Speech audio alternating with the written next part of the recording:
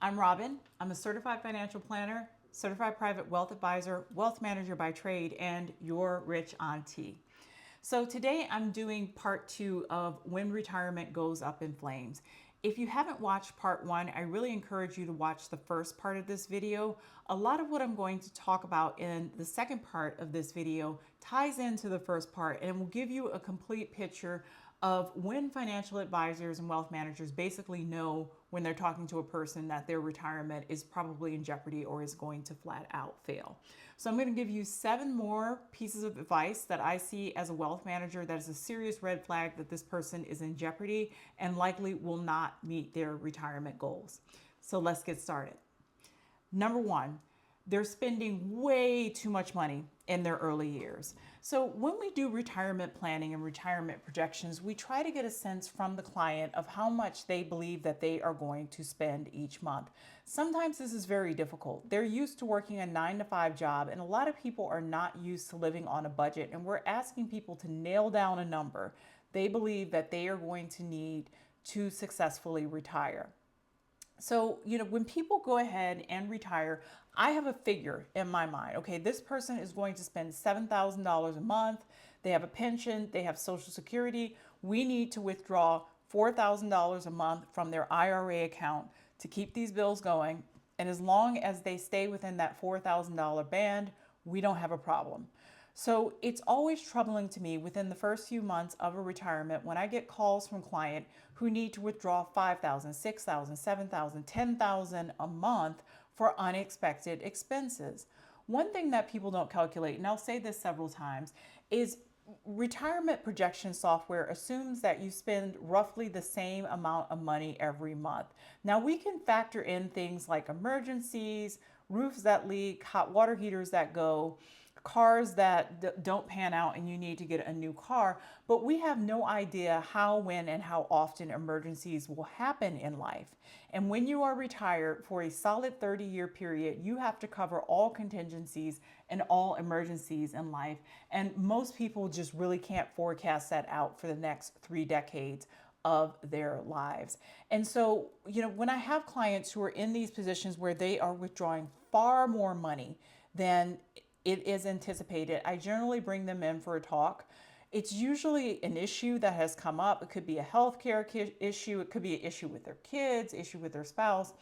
And they always think it's temporary. Sometimes it is temporary. Sometimes it is not temporary. I had a situation with a wonderful client. His wife started experiencing serious health issues shortly after his retirement. And while she had Medicare, a lot of the alternative medical treatments like acupuncture, chiropractic, red light therapy weren't covered by Medicare and needed to come out of his retirement account.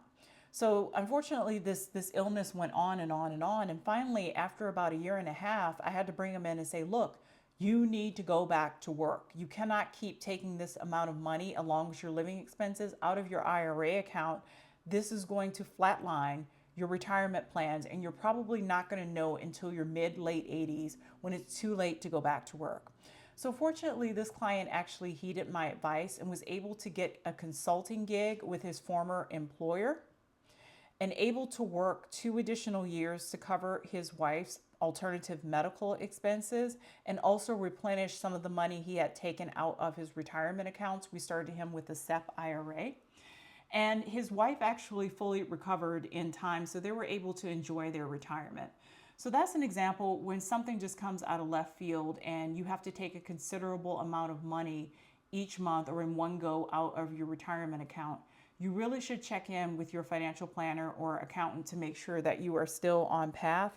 Oftentimes, if you're withdrawing large sums of money over time, it has completely altered your retirement plan and it needs to be restructured and redone to make sure that you will reach your retirement goals. The next issue in terms of your retirement, to me, it's probably not going to make it. People who use an inheritance as a retirement plan. It's different if you receive an inheritance and the person's already deceased and you receive the money and you want to consider that part of your retirement plan. I don't have a problem with that. The problem I have is when the client's parents, siblings, whoever they're supposed to receive this money from, are still alive And they know that someday in the distant future, mom, dad, brother, sister, whoever will die and they will inherit.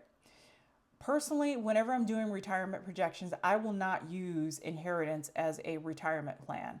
But there is a fair percentage of Americans, I don't know what the percentage is, but I think it's in the double digits, who consider an inheritance a retirement plan. There's big problems with that. Mom, dad may use up all their money in a long-term care event and you may not get what you think you're going to get. You may be disinherited, right? You may be disinherited. I have seen situations, and this is always a hoot, not for the person who's in the situation, but a parent dies, the other parent remarries, and now the new wife is a beneficiary when they weren't even a consideration in the grand scheme of things before. It's really, really poor planning to consider an inheritance as part of your retirement planning when the people are still alive and still kicking, and you don't know exactly how that inheritance split will happen. So anytime someone tells me they're going to receive a considerable amount of money from mom and dad, I say, who cares? We're not going to consider that. We're going to look at retirement on your effort and your effort alone and be able to tell whether you can make it or not. And actually, the person usually is quite appreciative of that. I think on some level in the back of their mind, they know that there's always possibilities that can happen with an inheritance that they have no control over.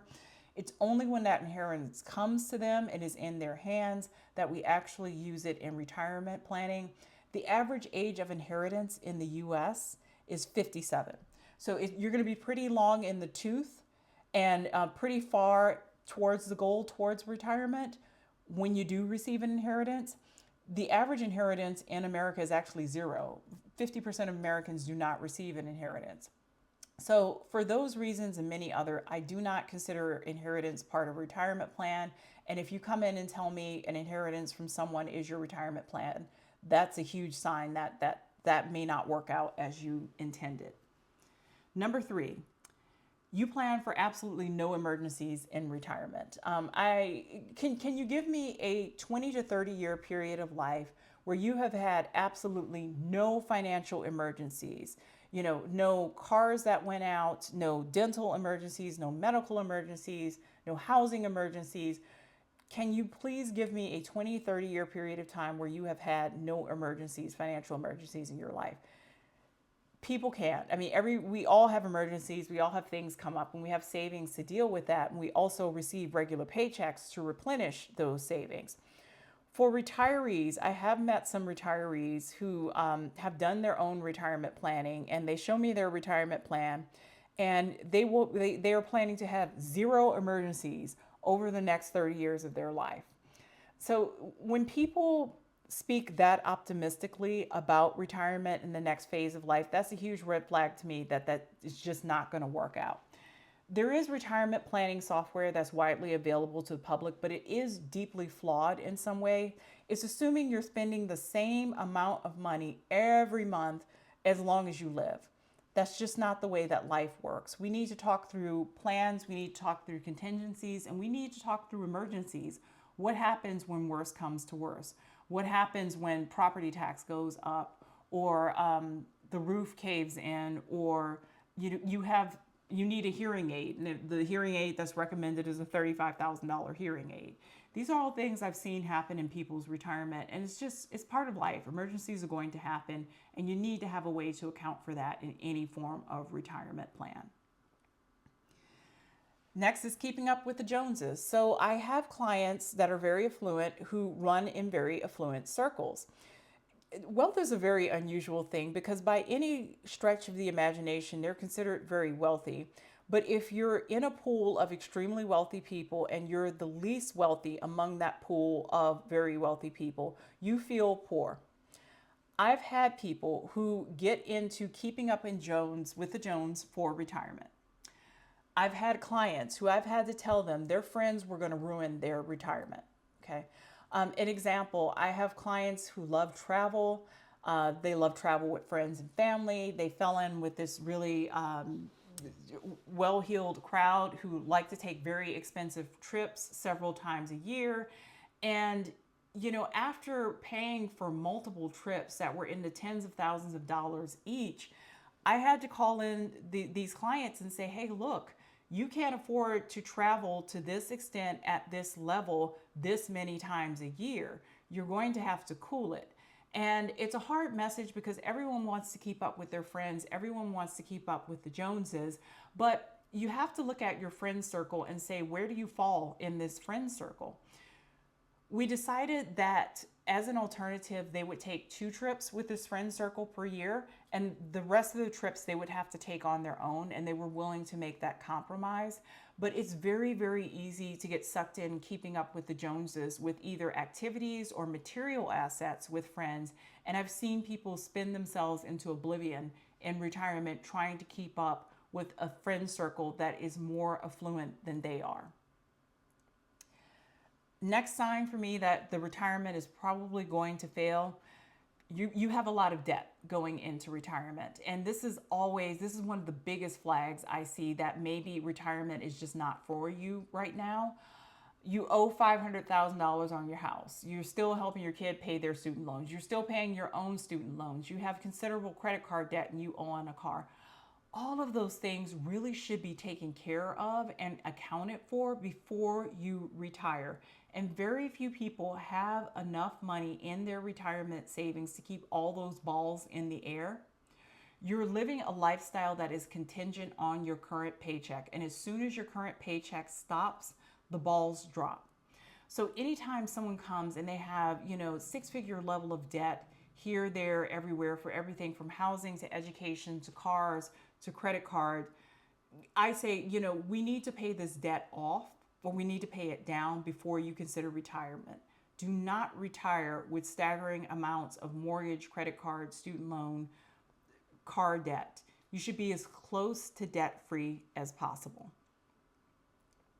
Next, a large age gap in the relationship with retirement, and you want to retire at the same time. So I do have couples who have a large age gap, anywhere from 10 to 15 to even 20 years. And, there was a situation where I have a client who the man is in his early 60s and his wife is in her late 40s. So 15-year or so age gap. And the husband wanted to retire. And he had enough years to retire from his current job, but his wife also wanted to retire at the same time. And that's where I was like, oh, I don't know if the numbers work. Reason being, okay, if he retires and he's 62 and he has another 30 years of life, that'll put him at 92. If she retires at 47 and 30 years, she'll be 77. She may have another decade to decade and a half of life yet left when he deceases that she needs to account for in her retirement savings. We hadn't really projected this out in all retirement savings. We projected it out that she would continue working. This couple was pretty adamant that she wanted to stop working because she wanted to enjoy what time she had left with her husband, which I totally understood, but the math just didn't make sense. And, she told me she was planning to go back to work after, her husband slows down and this and that. And I was like, yeah, you'll be in probably your 60s at that point with a huge gap, a 20-year gap on your resume. No one's going to hire you. No one's going to hire you. Whatever work you need to get in, you need to get it in now, and you need to continue working. So if there's a large age gap between partners, it needs to be accounted for early on. If you want to retire together, you definitely need to tell your accountant or financial advisor that you're planning to retire together.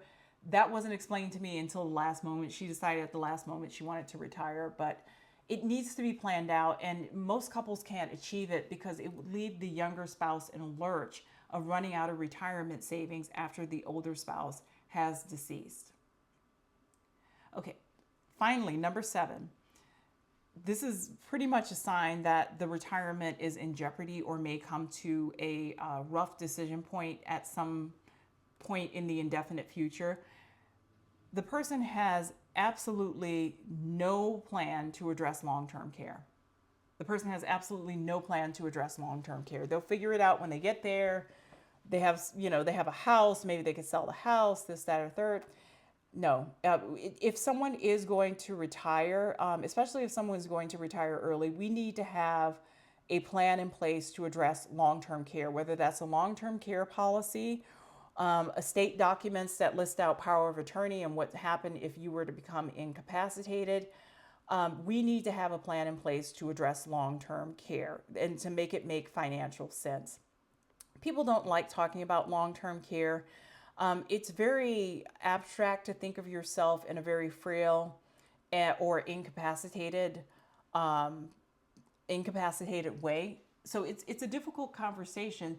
But here's the reality, especially for a lot of wealthier Americans who are living longer, odds are good you're going to live the final years of your life in some diminished capacity. And I was actually talking to a wonderful client about this week. You know, she is the model of fitness. She's mentally acute. You know, she's all there. And we were saying, I have so many clients who are physically acute and physically all there, but who are experiencing Alzheimer's and dementia. And it's really sad that this person spent so much time and energy physically taking care of themselves. In cases of serious Alzheimer's or dementia, it's kind of like it just prolonged the pain because they're going to physically hang in there for another 5 or 10 years, but they're mentally all gone. Okay, they're mentally all gone. And we're going to see more and more of this, especially millennials and Gen Zers with Alzheimer's and dementia. I'm really hoping we can find a cure or solution to Alzheimer's dementia in the coming decades. But the trigger for many millennials and Gen Zers are depression and anxiety, which correlate with Alzheimer's and dementia. So if we don't have a cure, we may see a surge of this disease where people are physically fit but are mentally all gone. So, you know, I need to see a tight long-term care plan in place to say, okay, yeah, this retirement has wings. I think this person is going to be okay. I never want to say to a client, I think you're going to be okay as long as you're physically healthy. The moment you go into physical decline, everything falls apart. That doesn't feel good as a financial advisor, and it certainly doesn't feel good as a client to hear those words. So there you have it. Tell me what you like, tell me what you don't like, tell me what you agree with and what you don't agree with. And if you find this information useful, please like, please share, and please subscribe. Thank you.